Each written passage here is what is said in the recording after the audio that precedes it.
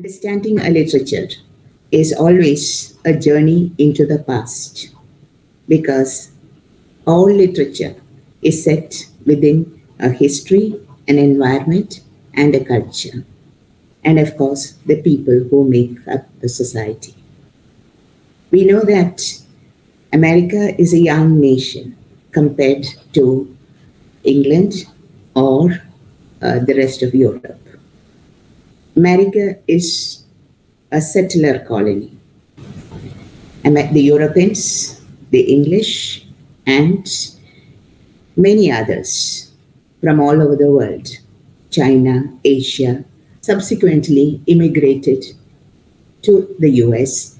And today, if America has a population of around 34 crores, it is largely made up of population from all over the world. And what America today is a melting pot of cultures, of histories, and attitudes and beliefs. It is in this context that we need to look at American literature.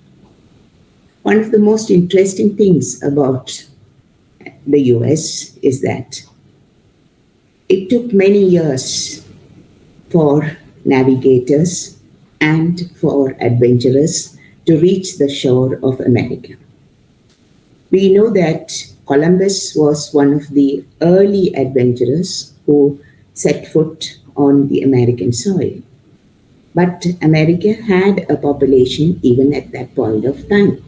This was in the 1400s. To be exact, it was in 1492 that Columbus discovered America. Columbus came back and narrated his experiences, sent back letters of what he found in this new country, the wilderness, the people whom he called the Red Indians. And today, scientific explorations and anthropologists have come to tell us that these were originally people who may have occupied areas of Russia, of the earlier USSR, and who may have moved into this land and found a habitation there. America was a wild country like Canada was. It had a huge mass.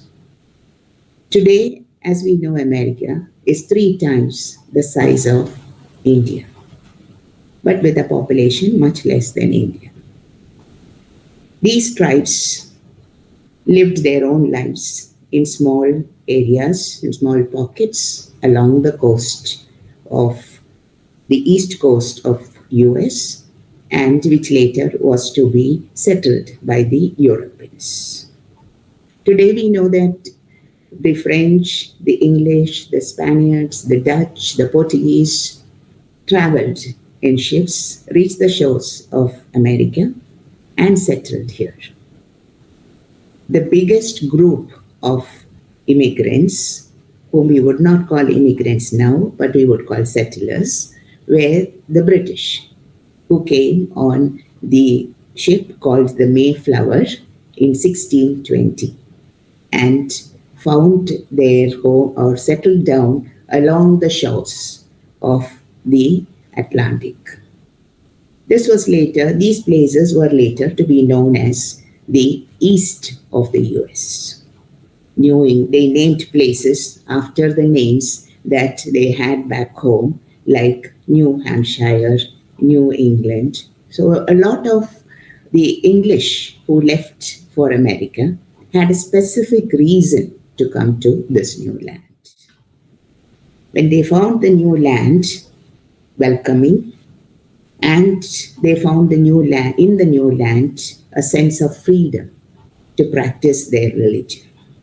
It would not be far off the mark to say that the Pilgrim Fathers who came on the Mayflower in 1620 established settlements along the coast, and particularly in Salem in Massachusetts, to build their churches. They were called the Grey Steeples of the Salem coast. They came to practice religion. Now, there is a short history behind this. The Protestants were being persecuted in England at the time during the 1600s, and they wanted to practice religion, Christianity, which had moved from Protestantism to extreme Protestantism, which was called, headed by John Calvin, and was called the Calvinist movement. So there were extreme Protestants who came to the shores of the US. They founded their colonies slowly, one by one, along this coast. And a new kind of life emerged out of their staying in this new land. One of the stories that always interests me is the first of the stories that came from England and which all of you are familiar with. It is called Rip Van Winkle. It was written by Washington Irving, and it was written around 1819, first published in 1890. So almost 200 years later. So during these 200 years, a group of people who had come to practice religion freely and to find freedom in a new land came also with the agenda of spreading Christianity in this new land to the people there. When they came, they found that the practice of Calvinism, extreme Calvinism, was not conducive to the times and to the environment. They could not style themselves as sinners because they were Calvinists. They could not keep themselves away from the joys of life. So a new religion emerged, which was called Unitarianism, which was more romantic in spirit and tried to put the individual at the center. It was around this time that Washington Irving wrote his Rip Van Winkle. We know that Rip Van Winkle, we have all learned the story, we have heard the story of Rip Van Winkle, who went away from his home because his wife was so dogmatic and was so strict and would not give him any peace. He went into the mountains to find peace. And there he's supposed to have got into a company with dwarfs, and they gave him an exotic drink, which made him sleep for 20 long years. And when he woke up and came back to the village, he found that everything had changed. His wife was no longer there. His daughter and his son were prospering. His son was called Rip after him, and he continued to live with his grandchildren. If we make an allegorical reading of Rip Van Winkle, what we find is that during the 20 years that he slept, he was really sleeping through the American Revolution. In 1776, America declared its independence from the British. And that is a long history that we will go back to a little later. But what is interesting about this allegory is that Rip Van Winkle slept before the revolution and woke up after the revolution. And he found that everything had changed. And this is the America that we know today. Calvinism has gone overboard. Unitarianism, the Unitarian Church, had also found new directions, and the people began to enjoy the life that they had founded on the shores of America. Rip Van Winkle, again, as an allegory, if you read it, and there are films of Rip Van Winkle as well, we see that when he comes back, his wife is dead. And it's almost like saying the yoke of England has been taken away from the Americans, and they were free at last. That takes us back to the Boston Tea Party. And that again is something in American history that we recall with a lot of interest, because there was tax that was levied on the tea that was exported from the British and to America. The Americans refused to pay the tax, and once when the ship reached harbor, they threw all the tea into the sea. And that was the rebellious act of the Americans. So in this long history, what we find very fascinating is that they came here for freedom. They came with a dream of propagating their religion, but eventually found that they wanted to live their lives in happiness and joy, and to extol the individual rather than to demean the individual. Because Calvinism had taught them that every man was a sinner because Adam had sinned. And one's whole life was an expiation of that sin that Adam had committed. So there was no space for joy, for enjoyment. There was no space for living life in its fullness.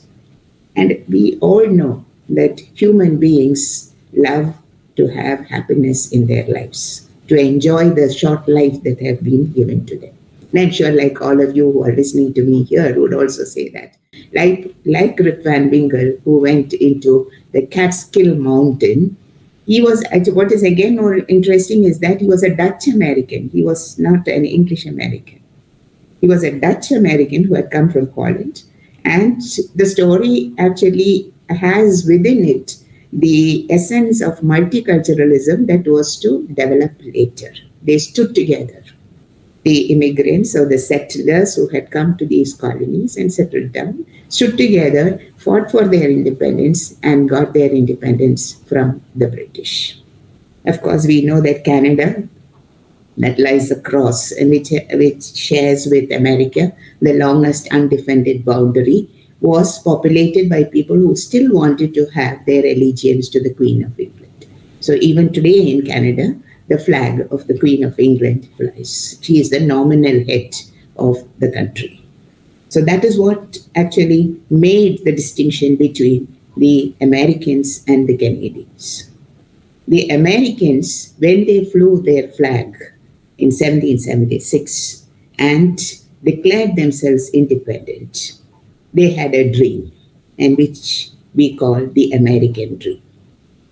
The dream of self-sustenance, the dream of the self-made man, the dream of endless possibilities that would open up for a man who was willing to work hard, to till the soil, to establish industries, to develop the countries, to go for whaling and produce immense wealth. So this agenda of the Americans, of the white Americans, would have been possible only if they had also enough people to work for them. And we have the whole history of how the Africans came to America. They were brought in shiploads as slaves, and they were made to work on the plantations that were slowly being established. And in these plantations, they were persecuted and they were given no rights. So it's a strange paradox that a country that began extolling freedom brought African slaves to work for them and denied them that freedom. But after many years, of course, the African Americans found their liberation and today occupies the same position as the white Americans. This has been possible because of, as we know, Abraham Lincoln and the Civil War that was fought between 1861 and 1865. So this is the background or the history of what happened in America during these times.